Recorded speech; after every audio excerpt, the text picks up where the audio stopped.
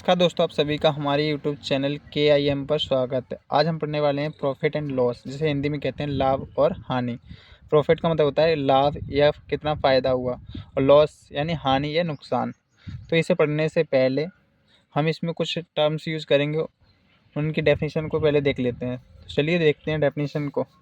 तो सबसे पहली डेफिनेशन है हमारी कॉस्ट प्राइस। कॉस्ट प्राइस का मतलब होता है the price at which N article is purchased is called the cost price of the article.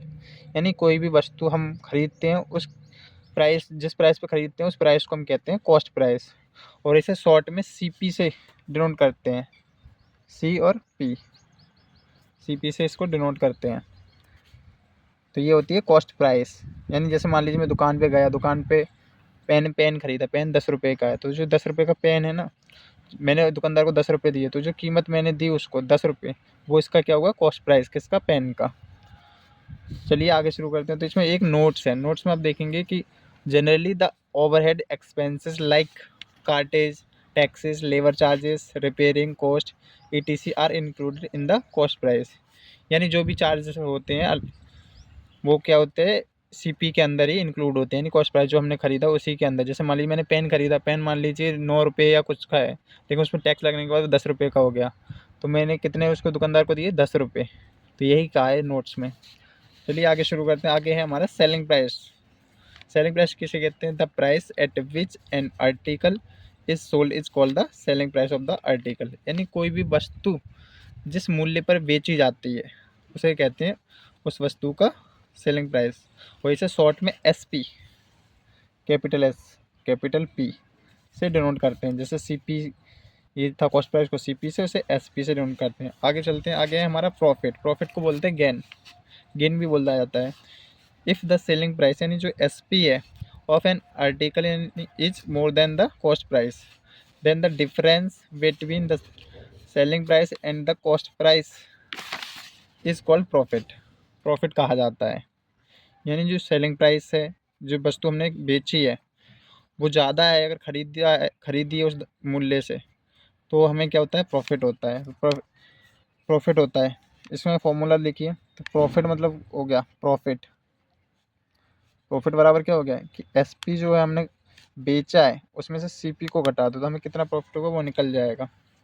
यहाँ पे जो क्या है, SP जो है बड़ी होती है CP से, सेलिंग प्राइस से।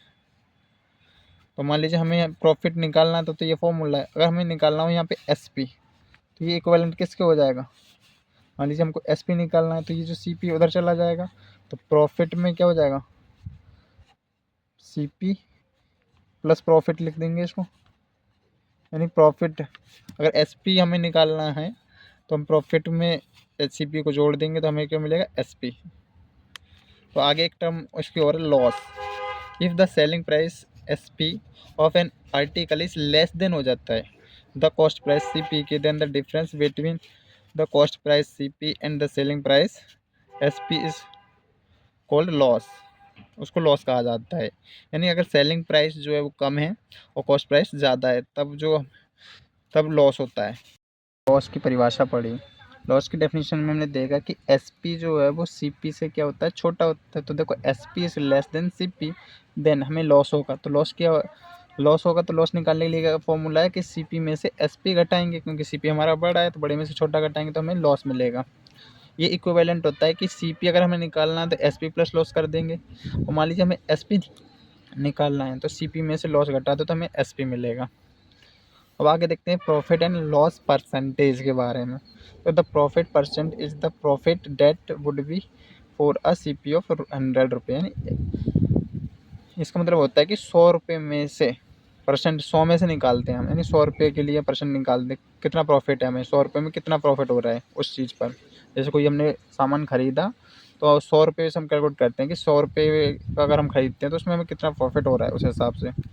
देखिए हमारा प्रॉफिट है, प्रॉफिट का फॉर्मूला था कि SP माइनस CP, ये इक्विवेलेंट हो जाता है। प्रॉफिट परसेंट का फॉर्मूला होगा इक्वल में प्रॉफिट अपॉन CP इंटू 100। और मान लीजिए यहाँ से हमको प्रॉफिट निकालना, तो प्रॉफिट निकालने के लिए तो इन दोनों की मल्टीप्लाई हो जाएगी और ये बट्टे में आ जाएगा, तो यही होगा CP इंटू प्रॉफिट परसेंट बट्टे 100। इसी प्रकार लॉस का फॉर्मूला देखेंगे, लॉस बराबर होता है CP माइनस SP। तो लॉस परसेंट का फॉर्मूला होता है लॉस बट्टे CP इंटू 100। लॉस बराबर निकालेंगे तो ये लॉस निकालने के लिए क्या करेंगे, तो इन दोनों का मल्टीप्लाई हो जाएगा, लॉस परसेंट इंटू CP या CP इंटू लॉस परसेंट बट्टे में 100, ये चला जाएगा नीचे। और एक नोट है यहाँ पे हमारे पे कि profit and loss are always calculated on the cost price. Profit और लॉस अगर हम निकाल रहे हैं तो हमें पता है किस पे कैलकुलेट किए जाते हैं, वो परसेंटेज जो भी है इसका वो हमेशा CP पे निकाला जाता है। आपने देखा होगा, देखो CP ये दिखा रहे हैं बट्टे में, जहाँ भी मिलेगा आपको CP मिलेगा, यहाँ SP नहीं मिलेगा। चलिए एक इसका एग्जांपल कर लेते हैं इसे अच्छी तरह से समझने के लिए।